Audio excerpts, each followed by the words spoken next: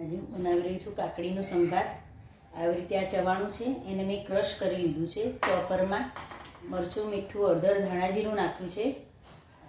અને આમાં ખટ્ટું મીઠું છે ચવાણું, એટલે એની અંદર હું લીંબુ નથી નાખતી અને તેલ પણ નથી નાખતી મોવણ માટે. આવી રીતે કાકડી મેં સમારી લીધી છે વચ્ચેથી અને આવી રીતે મસાલો ભરી લેવાનો. અને હવે ઝીણા ઝીણા પતલા પીસ કરવાના એના, આવી રીતે.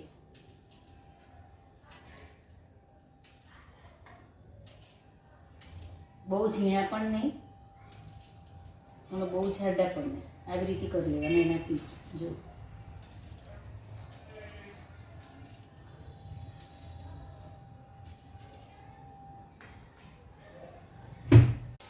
આપણો વઘાર આવી ગયો છે, એટલે એની અંદર હું નાખીશ હિંગ, થોડું હળદર અને લાલ મરચું. અને આવી રીતે આપણે પીસ અંદર નાખી દેવાના એક એક કરીને.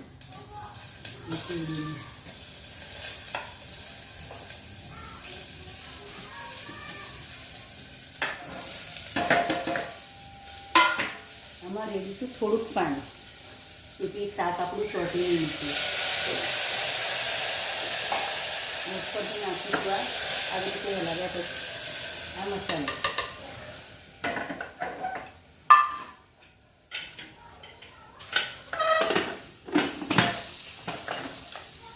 એકથી બે સીટી વાગે એટલે આપણે ગેસ બંધ કરી દેવાનો. અમારી સબ્જી, કાકડીના સંભારની સબ્જી તૈયાર થઈ ગઈ છે. જો એનો કલર કેટલો મસ્ત આવે છે.